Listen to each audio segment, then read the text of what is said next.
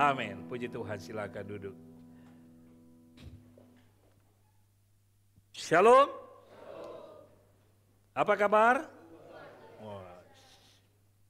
Luar biasa. Haleluya. Baik, puji Tuhan. Bapak Ibu Saudara yang saya kasihi dalam Yesus Kristus, saya yakin dan percaya bahwa setiap hari, setiap saat kita mengalami Tuhan di dalam kehidupan kita. Yang percaya katakan amin.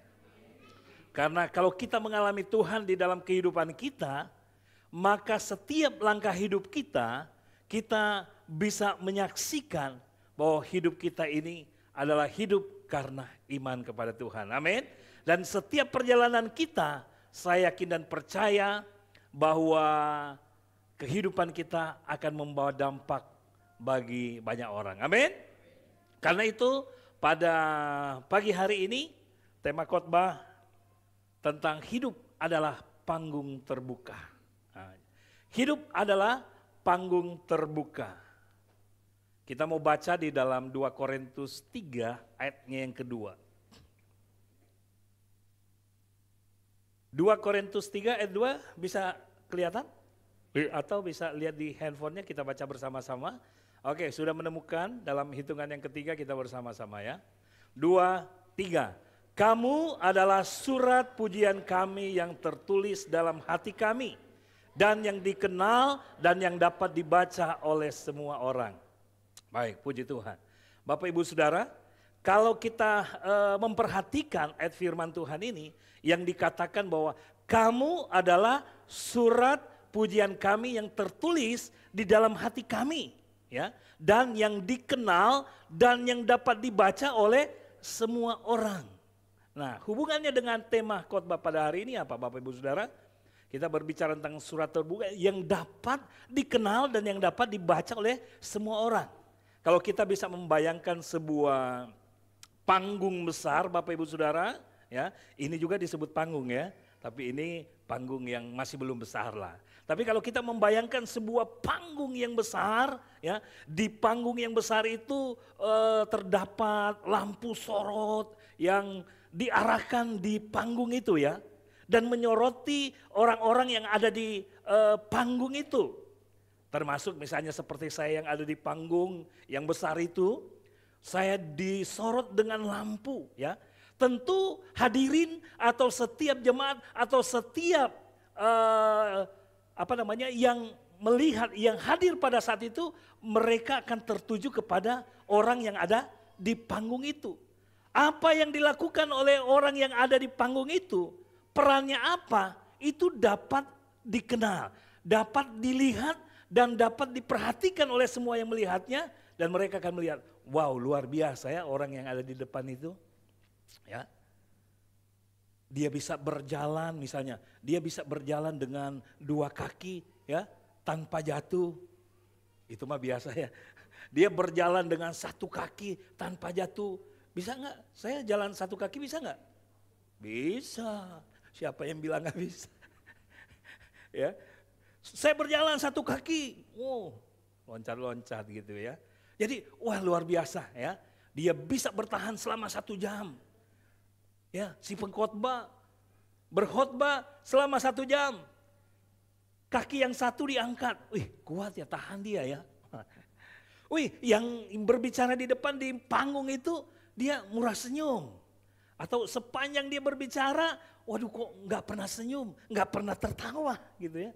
Nah kita tahu semua. Dan saya yakin dan percaya bahwa saya saja yang ada di panggung ini, Bapak Ibu Saudara selalu memperhatikan. Kalau saya berkhotbah seperti apa, betul ya? Kalau saya berkhotbah terkadang ada gaya-gayanya, betul ya? Terkadang kalau saya bergaya misalnya, kalau saya mau menghancurkan iblis, dalam nama Yesus, setan keluar kau. Wah itu pakai gaya kan, kalau bisa ditendang atau ditonyo gitu ya. Wah ini ketahuan. Nanti apa yang Bapak Ibu Saudara lihat, itu akan terekam di pikiran, tertanam di dalam hati. Betul ya? Jadi kalau nanti ketemu saya, pasti Bapak Ibu Saudara udah tahu tentang kehidupan saya.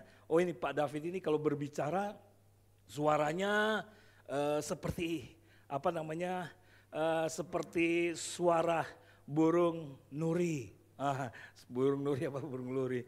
Ya, ini kayak suaranya merdu. Kalau dia nyanyi memang enak didengar gitu ya. Tapi ada sebagian juga bilang, iya memang enak sekali suaranya Pak David. Tapi lebih enak lagi kalau dia nyanyi di dalam hati katanya. Jadi ini masing-masing itu bisa mengenal ya. Jadi kita berbicara hidup kita adalah panggung terbuka. Ini ada pemahamannya sejalan juga kalau saya perhatikan dengan apa yang disampaikan oleh Paulus dengan memberikan sebuah ilustrasi menjelaskan kepada jemaat yang ada di Korintus. Di mana jemaat yang ada di Korintus ya, yang awalnya mereka enggak percaya kepada Yesus Kristus, ketika ia datang ya, Paulus datang di Korintus, dia menyampaikan kabar baik. Dia memberikan kesaksian kepada orang-orang di Korintus ya. Sehingga orang-orang di Korintus itu boleh memberi diri mereka untuk percaya kepada Yesus. Mereka mengambil keputusan untuk percaya kepada Yesus. Dan mereka mengalami banyak perubahan hidup. Ya, mereka banyak mengalami perubahan hidup. Orang-orang di Korintus. Nah, jadi hidup kita ini juga adalah ibarat seperti panggung terbuka. Ya, dan surat yang tertulis. Ya, surat pujian yang tertulis di dalam hati. Ya, katanya kan tertulis dalam hati Paulus, di sini kan dikatakan kamu adalah surat pujian kami yang tertulis dalam hati kami. Nah, Paulus menulis dalam hati kami, dalam hatinya dia melihat. Demikian juga Bapak Ibu Saudara kan mencatat sebenarnya di dalam hati Bapak Ibu Saudara tentang kehidupan saya. Demikian juga kehidupan Bapak Ibu Saudara, saya bisa lihat dan saya menaruh itu di dalam hati saya. Nah, kita juga semua ini adalah surat Kristus yang terbuka. Kita mengalami perubahan hidup itu karena Kristus yang mengubah di dalam kehidupan kita. Hati kita yang sebelumnya kita melihat ya.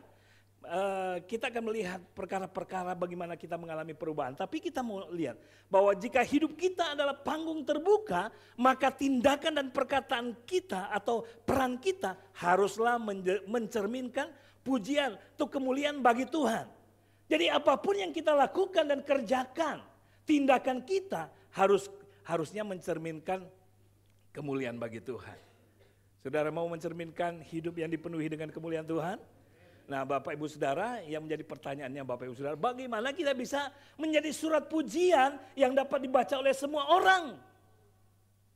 Sehingga kita bisa mengatakan saya adalah panggung yang terbuka yang bisa dibaca oleh semua orang.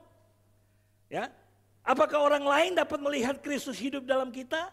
Nah, kita akan membahasnya Bapak Ibu Saudara pada hari ini. Ada 3 poin penting yang dapat membimbing kita agar hidup kita sebagai panggung terbuka yang memancarkan kemuliaan Tuhan berdasarkan firman Tuhan yang terdapat di dalam kitab 2 Korintus 3 ayatnya yang kedua. Nah, ini yang pertama kita mau lihat di sini. Yang pertama dikatakan, hidup kita adalah surat yang tertulis dalam hati. Ya. Surat yang tertulis dalam hati. Nah, Bapak Ibu Saudara, ketika Paulus masuk ke Korintus, hidup mereka itu semua itu hidup yang berantakan, hidup yang hancur-hancuran. Karena apa? Tidak mengenal Tuhan. Tapi ketika mereka mengenal Tuhan, maka mereka mengalami perubahan. Tapi walaupun mereka sudah mengalami perubahan Bapak Ibu Saudara, terkadang masih muncul yang namanya hati yang dipenuhi dengan kebencian, iri hati, pahit, ya, fitnah, dengki, serakah, egois, sombong. Gimana kita lihat?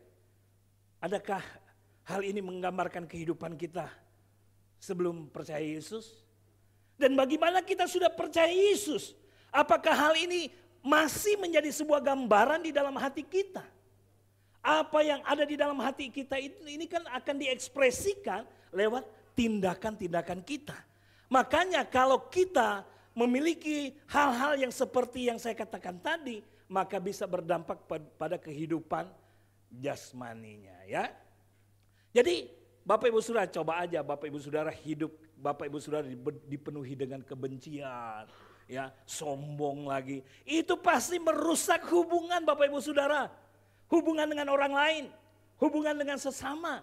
Entah mereka yang ada di rumah, ya, satu rumah dengan kita, coba kita dipenuhi dengan kebencian, gitu ya, kepahitan.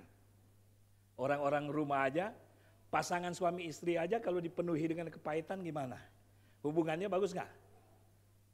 Rusak nggak kira-kira?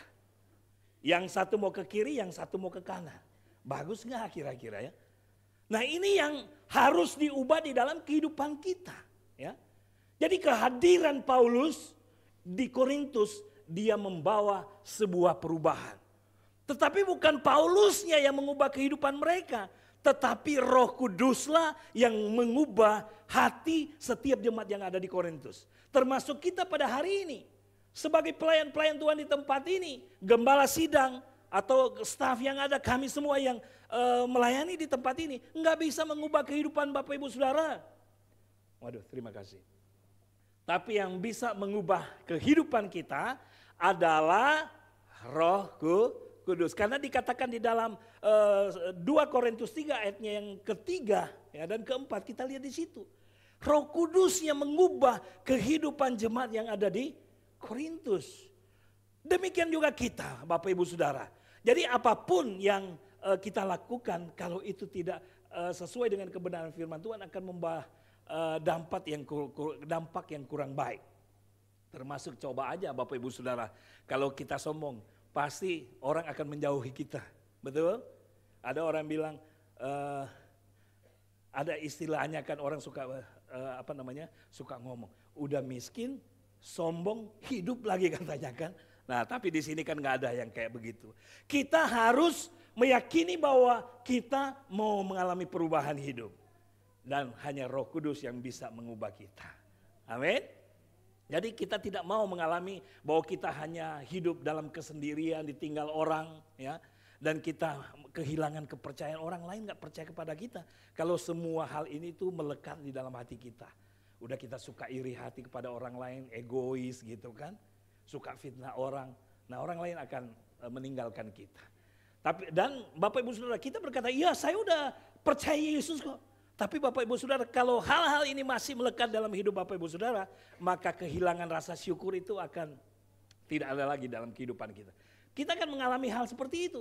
Kehilangan rasa syukur dan tidak menghargai hal-hal baik dalam hidup kita.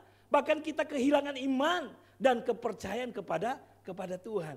Karena yang diandalkan bukan Tuhan, yang diandalkan egonya.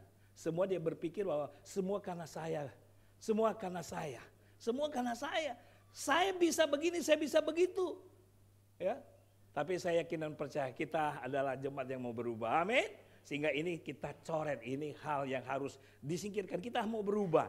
Nah, hidup kita adalah surat yang tertulis dalam hati karena ditulis oleh kuasa Roh Kudus yang mengubah kehidupan kita. Makanya Paulus juga berkata kepada jemaat yang ada di Galati, dia berkata apa? Kita harus menghasilkan buah-buah roh. Buah-buah roh itu harus ada di dalam hati kita. Itu hati kita itu harus dibentuk, dikerjakan oleh kuasa Roh Kudus. Makanya di dalam hati kita akan penuh kasih, sukacita, damai sejahtera, kesabaran, kemurahan, ya, kebaikan, kesetiaan, kelemah lembutan, bahkan penguasaan diri harus melekat di dalam hati kita. Sehingga kalau buah roh itu ada di dalam kehidupan kita, maka kita menjadi pribadi yang betul-betul mengalami perubahan hidup yang Tuhan inginkan. Ya, ada sebuah kata bijak berkata bahwa apa yang tertulis dalam hati akan terpancar dalam tindakan. Jadi coba Bapak Ibu Saudara, ini hati kita itu penuh kasih, suka menolong orang, ya, sukacita, ya, damai sejahtera selalu ada di dalam kehidupan kita. Karena kita tidak senantiasa ada di dalam konflik. Kalau ada konflik kita bisa menyelesaikan konflik itu. Dan kita murah hati, ya, suka berbuat baik kepada orang lain. Ya. Nah itu, kalau buah roh itu ada di dalam kehidupan kita, tindakan kita itu akan menunjukkan bahwa kita ini adalah pribadi yang sudah mengalami perubahan. Karena apa? Kuasa Tuhan mengubah hati kita. Ya, yang menaruh setiap rasa, ya, rasa syukur, ya, mengasihi orang lain, ya, dan kita menikmati Tuhan tidak pernah meninggalkan kita. Nah, apa yang menjadi isi hati kita akan terlihat dari cara kita bersikap dan bertutur kata. Jadi jika hati kita penuh dengan kasih, pengampunan, dan kebaikan, maka tindakan kita pun akan mencerminkan hal itu. Ya. Nah, ketika kita sadar, setia, jujur. Nah, Bapak Ibu Saudara, kita harus menjadi pribadi-pribadi yang berintegritas. Yaitu kita adalah orang-orang yang sabar, jujur, setia, dapat dipercaya. Maka kita akan melihat bagaimana hidup kita ini, Bapak Ibu Saudara, akan membawa dampak yang besar dalam kehidupan dunia nyata di mana Tuhan mengutus kita. Karena ingat Bapak Ibu Saudara, bulan ini adalah bulan di mana kita menjadi saksi Kristus. Bapak Ibu Saudara, untuk menjadi saksi Kristus, kita nggak harus datang Bapak Ibu Saudara, datang menemui orang dan kita bilang sama mereka, percaya Yesus, kalau nggak percaya masuk neraka. Nggak seperti itu Bapak Ibu Saudara, dan nggak harus seperti itu. Orang lain akan melihat kita, apakah ada kasih Kristus dalam hidup kita atau enggak. Makanya tadi temanya, kita ini adalah panggung terbuka yang dapat dibaca, yang dapat dilihat oleh orang, yang dapat dikenali oleh semua orang. Ketika mereka mengenali kita sebagai orang-orang yang pembawa kabar baik, yang pembawa kebaikan, penyebar kebaikan, maka orang lain akan memuliakan Tuhan. Ketika orang lain mendengar tentang kehidupan kita yang mengalami sebuah perubahan. Tadinya kita adalah orang-orang jahat, tadinya kita adalah orang-orang yang jauh dari Tuhan. Sekarang kita adalah orang-orang yang dekat dengan Tuhan dan dipenuhi dengan kebaikan. Maka orang bisa memuliakan Tuhan. Mereka bisa percaya Yesus. Bapak Ibu Saudara, kita harus menjadi orang-orang yang senantiasa menyenangkan hati Tuhan. Ya, dikatakan di dalam kitab Matius 12 ayat 34. Dikatakan, hai kamu keturunan ular beludak, bagaimanakah kamu dapat mengucapkan hal-hal yang baik, sedangkan kamu sendiri jahat. Wah, ini teguran yang keras oleh Yesus ya. Dan dia katakan, karena yang diucapkan mulut meluap dari hati. Yang diucapkan mulut itu meluap dari hati. Jadi dari hati itu keluarlah kata-kata yang membangun atau meruntuhkan. Nah, kehidupan kita diharapkan oleh Tuhan menjadi pribadi yang membangun. Amin. Nah, karena itu Bapak Ibu Saudara, ini hal yang diinginkan oleh Tuhan di dalam kehidupan kita. Jadi dari lubuk hatilah mulut berkata-kata, itu sebuah kata bijak yang berkatakan apa? Itu sejalan dengan ayat firman Tuhan tadi ya, dikatakan dalam Matius 12 ayat 34. Jadi karena yang diucapkan mulut meluap dari hati. Dan Bapak Ibu Saudara, tentu saya yakin dan percaya kita semua ingin mengalami sebuah perubahan hidup. Amin. Mau mengalami perubahan hidup? Mari kita mau jadi pribadi yang hatinya penuh dengan firman. Karena kalau kita ingin mengalami sebuah perubahan hidup, tapi kita tidak mengizinkan firman masuk dalam hati kita, itu nggak akan mungkin. Karena firman Tuhan dikatakan dalam kitab Mazmur, dikatakan apa? 119, dikatakan dengan apakah seorang muda mempertahankan kelakuannya bersih? Yaitu dengan menjaganya sesuai dengan firman-Nya. Dalam hatiku aku menyimpan firman. Jadi hati kita harus bisa menyimpan firman. Kita harus memberi firman di dalam hati kita, menaruh firman itu di dalam hati kita, sehingga setiap perkataan kita adalah perkataan firman yang akan membangun dan menumbuhkan iman bagi orang lain. Jadi sikap dan perbuatan kita, orang lain dapat memuliakan Tuhan. Saudara mau melihat bagaimana atau mendengar, dengan sikap kita orang lain diberkati. Dengan perilaku kita Tuhan dimuliakan. Amin. Jadi Bapak Ibu Saudara, yang kedua, hidup kita itu dikenal dan dibaca oleh semua orang. Ya, Dalam 2 Korintus 3 ayatnya yang kedua tadi. Dikatakan yang dikenal dan yang dapat dibaca oleh semua orang. Jadi hati-hati Bapak Ibu Saudara. Ya. Kita kemana saja kita dikenal orang. Mau jadi terkenal? Mau jadi terkenal dalam hal apa Bapak Ibu Saudara? Ya. Ada sebuah kata bijak berkata, kehidupan yang benar adalah cermin yang memantulkan kebaikan kepada dunia. Jadi kehidupan yang benar adalah cermin yang memantulkan kebaikan kepada dunia. Nah Bapak Ibu Saudara, saya ambil ilustrasi dengan sebuah gambar yang cermin cembung ya namanya, yang biasa digunakan di simpang-simpang perjalanan. Nah kita tahu fungsinya apa ini cermin cembung ini yang ada di persimpangan jalan. Dia bisa melihat ada kendaraan lain nggak di sebelah supaya dia bisa bertindak hati-hati. Ya, jadi dengan adanya cermin si pengendara itu tertolong sehingga dia harus berjalan perlahan-lahan. Kalau dia kebut bisa terjadi tabrakan. Demikian juga kehadiran kita Bapak Ibu Saudara harus bisa membawa dampak bagi orang lain. Sehingga seharusnya mereka mengalami kecelakaan atau mereka mengalami hal-hal yang buruk. Ya. Tapi karena dengan kehadiran kita, orang lain mendapatkan pertolongan. Mereka terhindar dari hal-hal yang buruk. Karena apa? Karena kehadiran kita. Mau mengalami hal ini?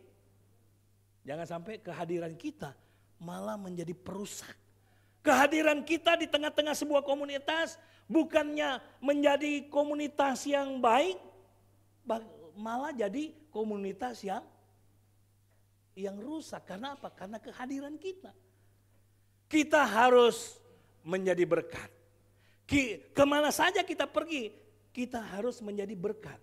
Kita harus menjadi orang-orang yang pembawa solusi. Ya. Dikatakan Bapak Ibu Saudara kalau kita memperhatikan ya bahwa di era digital saat ini bahwa setiap kehidupan kita ya, setiap perilaku orang itu mudah dilihat dan dinilai Bapak Ibu Saudara ya.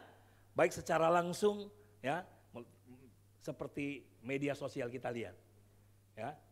Media sosial siapa yang suka main Facebook? Ya. Orang-orang Saudara bisa dikenal orang lewat Facebook. Siapa yang suka main YouTube? Kita juga mempromosikan hidup kita di situ, memperkenalkan hidup kita sehingga orang lain bisa mengenali kita. Entah di TikTok. Wah, ini biasanya ibu-ibu itu suka rame di TikTok. Kalau di sini mah nggak ada ya. Ada yang suka main TikTok di sini? Saya ketemu ada seorang jemaat ketemu di depannya. Pak David main TikTok ya?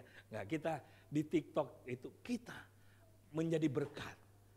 Apakah kita di TikTok itu? Ya, oke, goyang reggae, ya dansa, ya dansa. Kita nggak hanya sekedar dansa, sekedar goyang. Tetapi apa yang kita lakukan di situ, kita memperkenalkan diri kita ya sebagai orang yang bisa jadi panutan. Mau jadi panutan? Mau jadi orang yang membawa dampak, ya, menolong orang? Jadi kita harus menjadi orang yang dapat dikenali sebagai orang-orang yang luar biasa, ya. Jadi Bapak Ibu Saudara, kita akan dikenal dengan apa yang menjadi perilaku kita. Kalau kita orang yang suka tersenyum, wah dia orangnya ramah gitu ya. Tapi kalau orangnya nggak suka tersenyum ketemu orang, ya wajahnya beku gitu ya. Udah ketemu, dia udah berhadapan muka. Pak, Bu, saya ini David. Hah? David? Oh iya Pak David ya. Atau ada juga, ya. Siapa? David. Oh ya Pak David. Dari mana? Tapi memang ada orang yang tipe yang tidak yang orang bilang itu tegas gitu. Tapi memang kita itu harus melatih diri, ya. Kita harus menjadi berkat. Menjadi berkat bagi pasangan, menjadi berkat bagi anak-anak, menjadi berkat bagi orang orang tua. Ya, apapun yang kita lakukan. Ingat, kita tidak boleh menyembunyikan iman kita. Kalau saya dulu pernah jadi agen rahasia. Wah, agen rahasia. Tahu nggak agen rahasia? Saya jadi agen prudensial. Saya tidak mempromosikan diri. Akhirnya saya sampai hari ini nggak dikenal jadi agen prudensial. Sekarang agen aktif tapi tidak produktif, ya. Jadi kita harus memperkenalkan diri, ya, supaya orang bisa kenal. Dengan cara bagaimana? Perilaku kita, apa yang kita lakukan, bahwa kita adalah orang-orang yang beriman. Kita adalah orang-orang yang beriman. Kita tidak suka hal-hal yang buruk. Kita suka yang baik. Kalau yang buruk datang, kita harus singkirkan. Karena itu kita harus menjadi pribadi-pribadi yang berintegritas. Dan ingat, kita harus menunjukkan kasih kita dalam segala hal.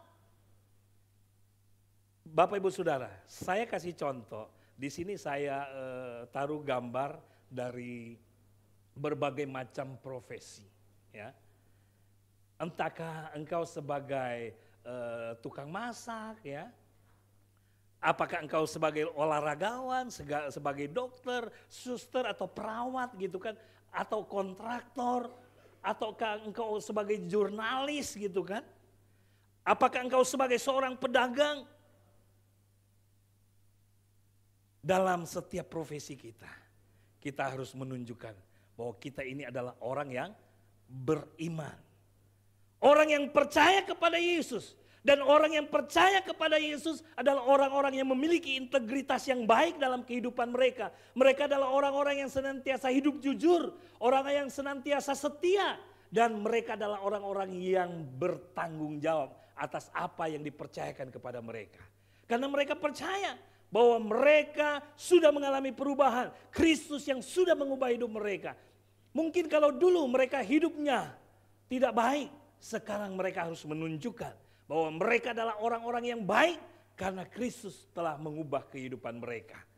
Bapak Ibu Saudara, seperti apa yang saya katakan tadi, kita tidak bisa mengubah diri kita sendiri. Tetapi yang mengubah kita adalah Roh Kudus. Sehingga kehidupan kita menjadi berkat bagi orang lain. Karena itu kita harus andalkan Tuhan di dalam kehidupan kita. Kalau kita mengandalkan kekuatan kita sendiri, kita akan jatuh dan kita akan gagal dalam kehidupan kita. Tapi orang-orang yang mengandalkan Tuhan, mereka mampu menunjukkan kehidupan mereka yang berintegritas. Ya, mereka adalah orang-orang yang sungguh dapat menjadi contoh, menjadi panutan, menjadi teladan di dalam kehidupan mereka. Dan saya meyakini tidak ada jemaat Tuhan di tempat ini yang tidak mengalami perubahan hidup. Amin. Setiap kita yakin bahwa kita adalah pribadi-pribadi yang siap mengalami perubahan dari hari ke sehari. Amin. Karena firman Tuhan mengatakan kita ini harus mengalami pembaharuan hidup dari hari ke sehari. Setiap hari kita mengalami pergumulan, setiap hari kita mengalami masalah. Setiap hari kita mengandalkan Tuhan. Terkadang kita udah mau lemah, tapi ada firman di hati kita. Kita diingatkan, percaya kepada Tuhan, percaya kepada Yesus, percaya kepada kuasa Roh Kudus, maka kita akan mengalami pembelaan Tuhan dalam kehidupan kita. Saudara mau mengalami pembelaan Tuhan? Amin. Nah, mari kita harus datang kepada Tuhan. Karena semua orang dapat membaca kehidupan kita dan mengenal Tuhan melalui cara hidup kita. Seperti yang saya katakan tadi, bahwa panggung terbuka. Kita ini adalah panggung terbuka. Atau diibaratkan sebagai panggung terbuka yang dilihat oleh banyak orang. Ya, yang disaksikan oleh banyak orang. Apakah kita ini adalah orang-orang yang baik? Atau setengah baik, yang suka memfitnah orang, atau yang suka jujur kepada orang lain. Ya, Tuhan mau agar supaya kita menjadi berkat bagi orang lain. Karena itu Matius 5:16 kan dia katakan, demikianlah hendaknya terangmu bercahaya di depan orang, supaya mereka melihat perbuatan baikmu dan memuliakan Bapamu di sorga. Jadi terang kita harus bercahaya. Kristus adalah cahaya kehidupan kita. Amin. Dia adalah terang hidup kita. Firman-Nya adalah terang bagi kehidupan kita. Kalau hidup kita dipenuhi dengan cahaya firman Tuhan, maka hidup kita ini akan bercahaya. Saudara percaya akan bercahaya? Mau berapa watt cahayanya mau dikeluarkan? Mau 5 watt? 10 watt? Apa mau 100 watt? Bagaimana kehidupan kita ini memancarkan cahaya? Firman Tuhan bilang kan, adapun hidupku ini bukannya akulah lagi, melainkan Kristus yang hidup di dalam aku. Kalau Kristus hidup di dalam kita, maka cahaya Kristus akan keluar. Ya.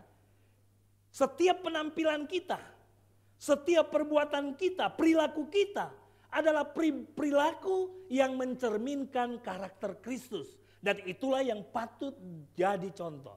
Itulah yang patut diteladani. Orang-orang akan melihat perbuatan kita. Dan mereka akan berkata, ya saya mau menjadi pelaku firman.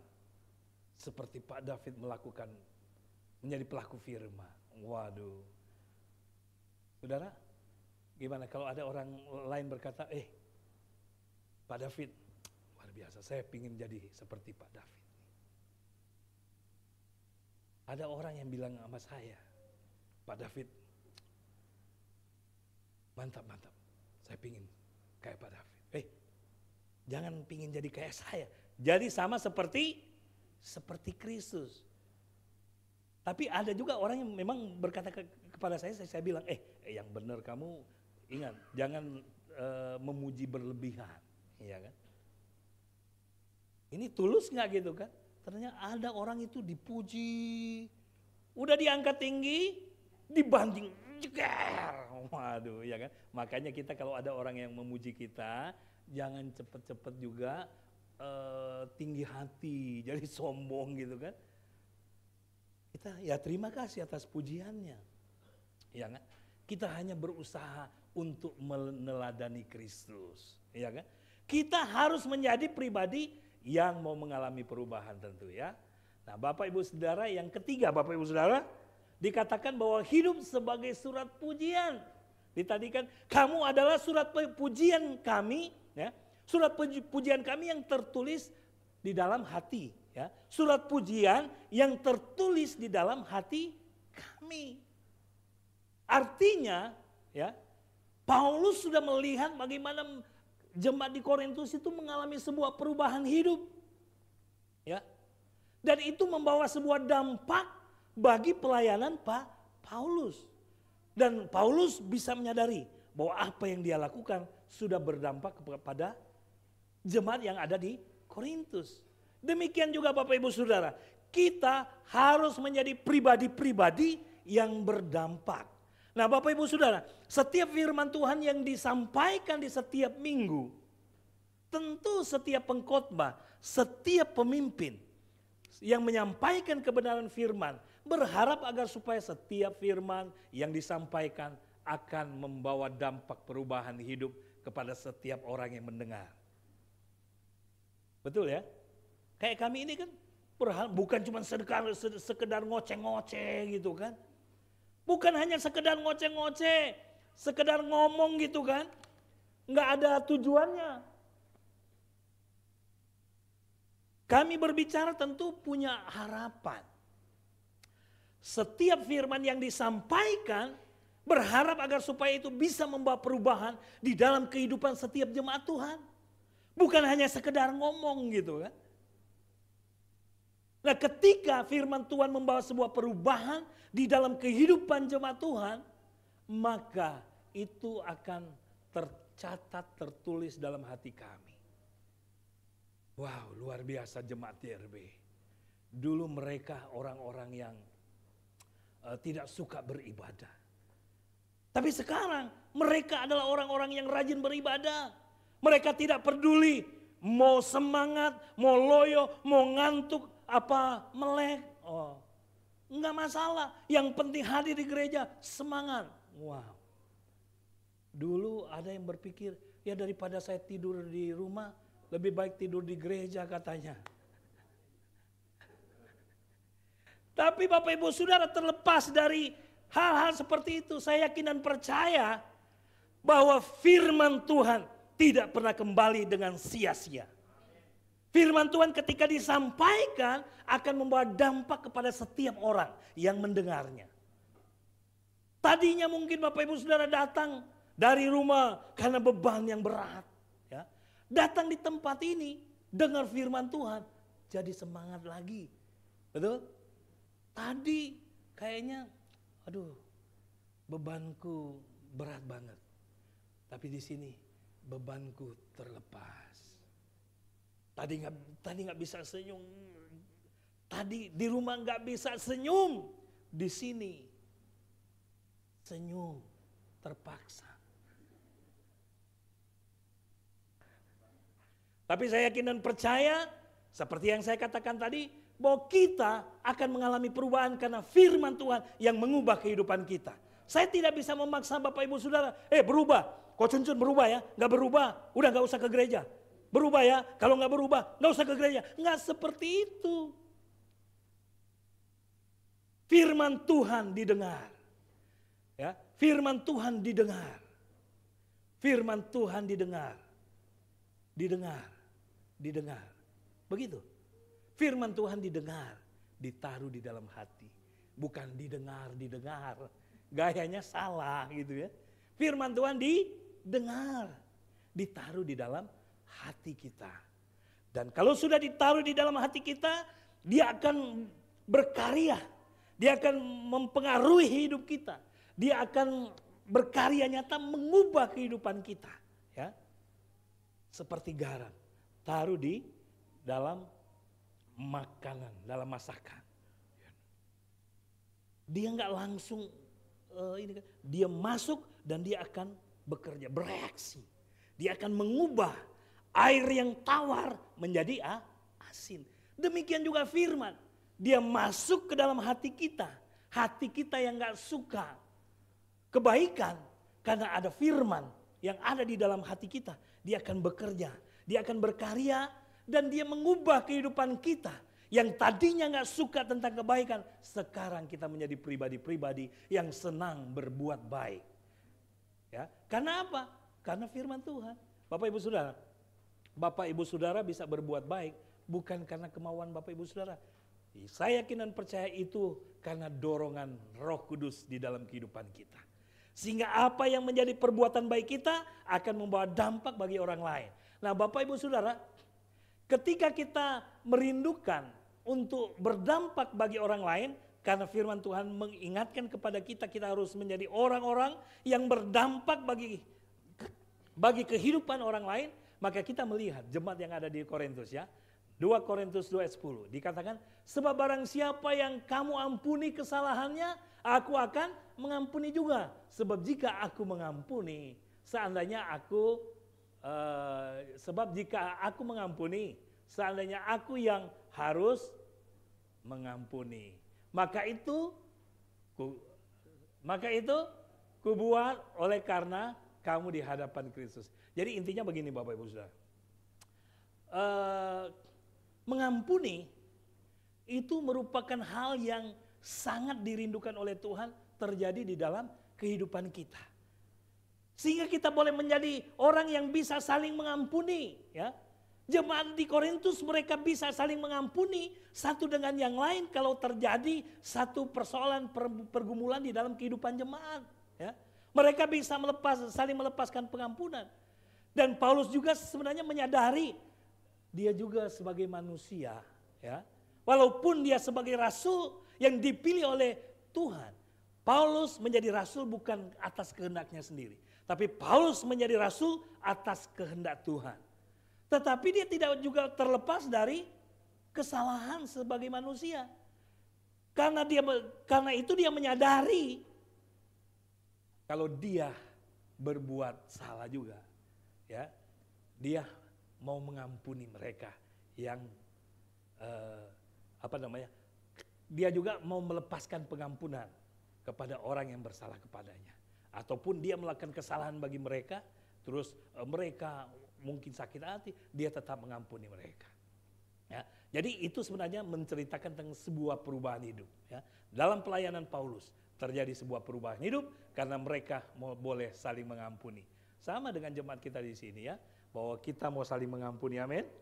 Kita mau saling mengampuni dan kita harus menjadi pribadi yang bertanggung jawab, baru kita bisa berdampak. Kalau kita orang-orang yang tidak bisa dipercaya karena kita tidak bertanggung jawab atas apa yang dipercayakan kepada kita. Nah ini 1 Korintus 4 ayat 2 dia katakan, yang akhirnya dituntut dari pelayan-pelayan yang demikian ialah bahwa mereka ternyata dapat dipercayai. Nah kita ini adalah orang-orang yang dapat dipercaya, betul? Saudara, orang-orang yang dapat dipercaya? Amin. Ketika kita diberikan sebuah tanggung jawab untuk kita kerjakan dan dilakukan, apakah kita lakukan dengan baik dan benar atau kita mengabaikannya? Udahlah, nggak masalah, nggak dilakukan juga nggak apa-apa. Nah, kalau kita diberikan sebuah tanggung jawab untuk dilakukan atau dikerjakan, kita harus segera melakukannya. Itu namanya kita bertanggung jawab. Sehingga orang yang memberikan sebuah pekerjaan atau memberikan sebuah tugas di dalam kehidupan kita, melihat bahwa kita ini adalah orang-orang yang dapat dipercaya. Dan saya yakin dan percaya Tuhan akan memampukan kita semua. Dan kemampuan mengatasi konflik. Setiap orang pasti punya konflik, betul? Konflik antar pasangan, konflik antar keluarga, orang tua dengan anak, anak dengan orang tua, atau adik dan kakak, kakak dengan adik. Itu di rumah pasti ada masalah. Atau mungkin di dalam jemaat Tuhan, satu dengan yang lain ada aja masalah. Datang ke gereja, nggak mau saling, maksudnya nggak mau saling bertatapan muka. Kenapa? Ya dia lagi nyimpen. Katanya, kenapa kok nggak ketemu orang ini? Iya, lagi nyimpen katanya. Bukan nyimpen uang Bapak Ibu Saudara, tapi nyimpen kepahitan. Jangan Bapak Ibu Saudara nyimpen kepahitan, kecuali nyimpen uang. Ya, simpen uang aja Bapak Ibu Saudara ya, simpen di rumah, ya, simpen di bank. Kalau enggak, simpen di kantong saya. Ya, jangan simpen luka hati, jangan simpen kepahitan.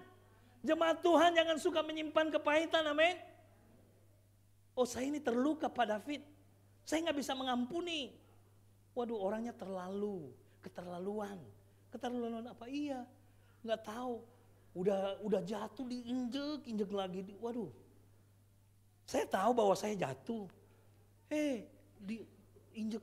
Waduh, Bapak Ibu Saudara, apapun yang terjadi dalam kehidupan kita, kasih karunia Tuhan cukup bagi kita. Amin.